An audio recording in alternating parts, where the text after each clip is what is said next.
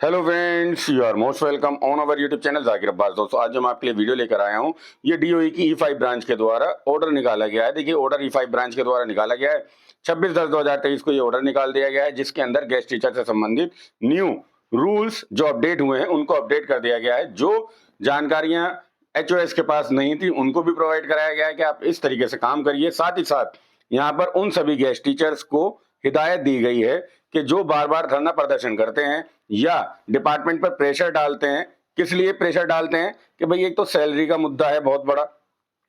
Salary के regarding guest teachers बार बार demand करते हैं कि लास्ट 7 ईयर से हमारी सैलरी नहीं बढ़ाई गई है। इसके बारे में सोचिए। आपको भी जानकर बड़ी हैरानी हो रही होगी ना कि 7 साल से 1 रुपया नहीं बढ़ाया है दिल्ली गवर्नमेंट ने गेस्ट टीचर की सैलरी का। बड़ी बात है। लेकिन चलिए, उसके साथ साथ अब यहाँ पर गेस्ट टीचर डिमांड कर रहे थे कि भाई हमें एक पॉलिसी बना दीजिए।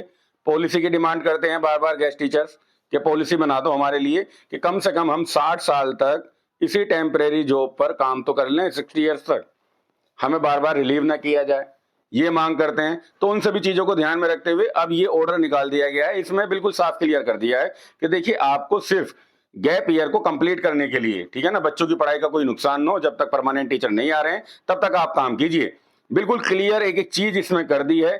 इन फ्यूचर आप कोई भी किसी भी तरीके की भ्रांति ना पाले अपने मन में कि आपकी सैलरी बढ़ने वाली है, या सैलरी बढ़ा भी दें आपको खुश करने के लिए, आपको परमानेंट कर कोई पॉलिसी यहां पर लेकर आने वाली है दिल्ली गवर्नमेंट। हालांकि अदर राज्यों में दिल्ली गवर्नमेंट अपने जो भी है, जिसे कह सकते हैं पॉलिटिकल स्टंट है, वो कर रही है, वहां परमानेंट भी कर दिए गए हैं। लेकिन दिल्ली में एलजी, केंद्र सरकार, इन पर तोहमत लगाते हुए सरकार अपना काम आगे बढ़ाती है। हालांकि जो काम दिल्ली गवर्नमेंट चाहती है जिनको करना, वो काम हो जाते हैं। लेकिन गेस्ट टीचर्स के संबंध में कोई भी अभी तक पॉलिसी से संबंधित कोई भी काम नहीं हो रहा है। 7 सालों से ये काम अटके हुए हैं। चलिए, इस वीडियो को समझ लेते हैं। ये तो काफी बातें हो गई। यहाँ पर देखिए क्या क्या रूल जो हैं वो अपडेट किए गए हैं। ये कह रहे हैं relieve guest teachers after relocation. जो भी रिलीव गेस्ट टीचर होता है उनकी दोबारा से नंबर ऑफ डेज के अकॉर्डिंग रीएलोकेशन लिस्ट आती है। 7 दिन के अंदर अंदर आपको स्कूल ज्वाइन करना ही करना है, ठीक है ना। 7 दिन के अंदर अंदर आपको स्कूल ज्वाइन करना है, जो भी आपको रीलोकेशन लिस्ट में जो भी स्कूल अलॉट कर दिया गया।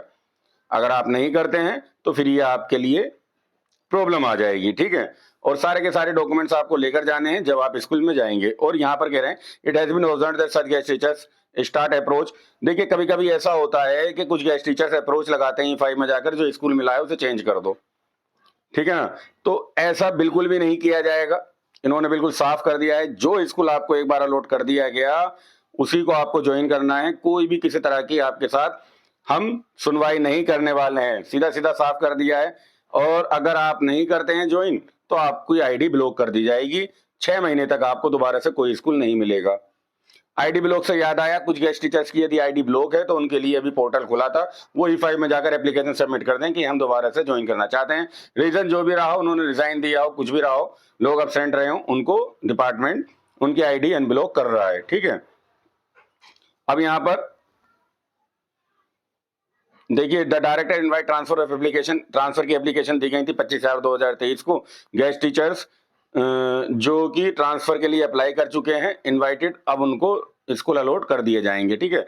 जल्दी स्कूल अलॉट कर दिए जाएंगे। जो एप्लीकेशन मांगी गई थी आपसे, अगर आपने उस पर करा है। और यहाँ पर देखिए सीधा कह रहे हैं HOS shall allow joining the guest teachers table ए।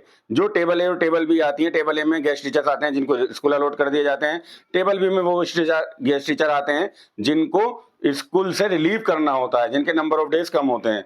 तो जिनको नंबर टेबल ए में जिनका नाम है, उनको आपको ज्वाइनिंग देनी है। टेबल बी के गेस्ट टीचर्स को रिलीव करना है इमीडिएट इफेक्ट के साथ। अगर कोई गेस्ट टीचर आता है, ज्वाइन करना चाहता है, तो आप इस ऑर्डर को फॉलो कीजिए, ठीक है ना। और यहाँ पर एक चीज और ये है, फर्दर इट इज, देखिए यहाँ पर ये कहा गया है कि कुछ प्रिंसिपल जो हैं वो नो वैकेंसीज का ऑर्डर निकाल देते हैं, जबकि टेबल बी में जो गेस्ट टीचर का नाम होता है उसको, पुराना गेस्ट टीचर होता है उसको रिलीव नहीं करते हैं। ऐसा नहीं करना है। ये चीज इन्होंने बिल्कुल साफ कर दी है, ठीक है ना। अब इस चीज के लिए ये एक्शन ले सकते हैं। अगर ऐसा E5 के अंदर किसी गेस्ट टीचर ने कहा जी हमको ज्वाइन नहीं करा रहे हैं, तो उसके खिलाफ वो एक्शन ले सकते हैं। मैटरनिटी लीव को लेकर ये अच्छी पहल की गई है कि अगर कोई कैंडिडेट मैटरनिटी लीव पर है और उसका नाम टेबल बी में आ जाता है कि आपको उसे रिलीव करना है, तो उसको आप रिलीव नहीं करेंगे। उसकी सैलरी बनेगी, और जब वो उसकी मैटरनिटी लीव एक्सपायर हो जाएगी, यानी कि जब वो उसका टाइम पीरियड खत्म हो जाएगा, आफ्टर देन आप उसको रिलीव कर सकते हैं, ठीक है। और जो स्कूल्स में गेस्ट टीचर 7 दिन के अंदर ज्वाइन करने नहीं जाते हैं, एचओएस को उसकी रिपोर्ट देनी है E5 को, नोट रिपोर्टेड में, ठीक है ना। और यहाँ पर बिल्कुल साफ साफ कहा गया है कि एक्सपीरियंस लेटर, देखिए भाई जो भी गेस्ट टीचर्स के एक्सपीरियंस होते हैं ना, जिस सेशन में उन्होंने काम कर लिया है 30 जून तक, वही काउंट होता है। 30 जून के बाद अब आप जिस करंट सेशन में काम कर रहे हैं वो रिलीविंग और ज्वाइनिंग में काउंट नहीं होते हैं।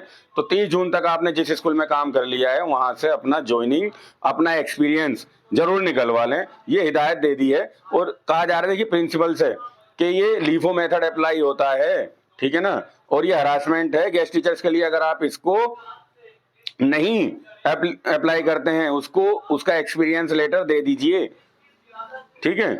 इन चीजों को समझ के चलना है, और ये बहुत अच्छी पहले रिटर्न में आ रहा है, तो आप अपने एचएस को ये बात रिटर्न में दे सकते हैं। देखिए ये आ गई है गाइडलाइंस, आप इसको फॉलो कीजिए।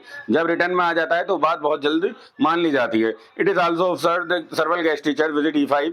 देखिए आप E5 में अगर कोई अप्रोच लगाते हैं ना, या प्रेशराइज करते हैं E5 ऑफिसर्स को, तो आपके खिलाफ कानूनी कार्रवाई की जा सकती है। ये बात इन्होंने बिल्कुल साफ कर दी है कि कोई भी अप्रोच हम नहीं मानने वाले हैं। और ये देखिए ये गजब बेइज्जती की जा रही है गेस्ट टीचर्स की, कि अब कोई भी अगर ट्रेनिंग होती है तो वहाँ पर गेस्ट टीचर्स को ना भेजें, ये स्टॉप गैप है, गेस्ट टीचर्स इसमें ना जाएं तो बेहतर है, ठीक है।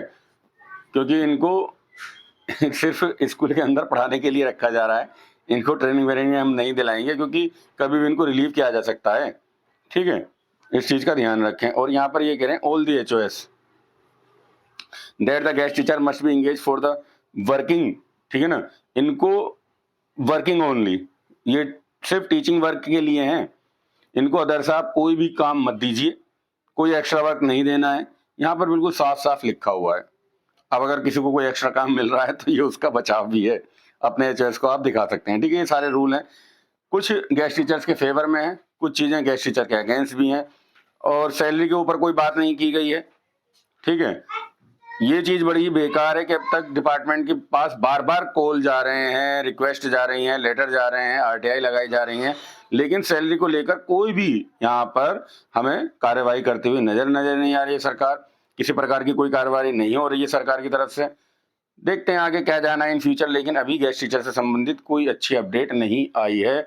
और भाई आपको केवल और केवल इसकी जो ज्वाइनिंग हो रही है वो बिल्कुल ये साफ क्लियर कह रहे हैं कि आपको ना सिर्फ गैप ईयर को जो गैप आ रहा है उसको आप भरपाई कर दें उसकी, इसलिए आपको रखा जा रहा है। अदरवाइज और कोई ज़्यादा उम्मीद ना पालें, ठीक है। परमानेंट की तैयारी करते रहें अगर आपके पास टाइम है, और इस मीठे जहर के लालच में आकर अपना करियर बेकार ना करें। वीडियो देखने के लिए आपका बहुत बहुत धन्यवाद।